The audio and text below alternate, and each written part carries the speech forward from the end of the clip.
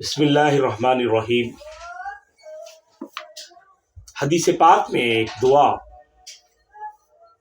یوں آئی ہے، اللہم انی اعوذ بک من علم لا ينفع ومن دعاء لا يسمع ومن قلب لا يخشع ومن نفس لا تشبع۔ یعنی اے اللہ، میں تیری پناہ مانگتا ہوں اس علم سے جو نفع بخش نہ ہو، اور اس دعا سے جو سنی نہ جا سکے، اور اس دل سے جو خشوع اختیار نہ کرے، اور اس نفس سے جو کبھی سیر نہ ہو۔ اس دعا میں نبی کریم علیہ الصلاۃ والسلام نے 4 چیزوں سے پناہ مانگی ہے۔ نمبر 1، غیر مفید علم سے، یعنی وہ علم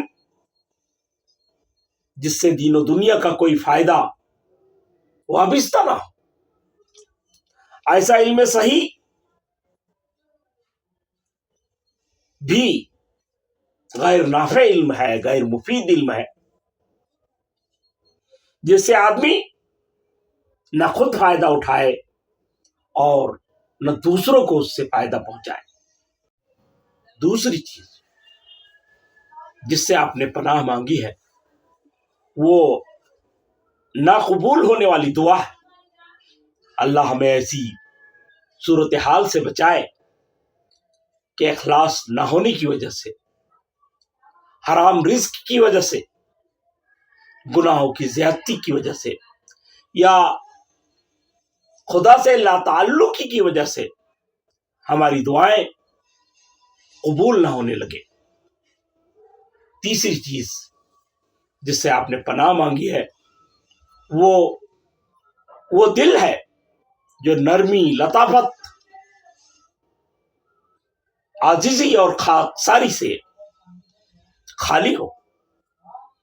اور چوتھی چیز جس سے نبی کریم صلی اللہ علیہ وسلم نے پناہ مانگی ہے وہ کبھی نا آسودہ ہونے والا، کبھی ناسیر ہونے والا نفس ہے۔ وہ نفس جو کبھی آسودہ نہ ہو، کبھی سیر نہ ہو، بے لگام ہوس اور انلیمیٹڈ خواہشات کی نہ ختم ہونے والی سلسلے سے نبی کریم صلی اللہ علیہ وسلم نے پناہ مانگی۔ دعا ہے کہ اللہ ہمیں صحیح فکر و عمل کی توفیق سے نوازے، آمین۔ آخر دعوانا ان الحمد للہ رب العالمین۔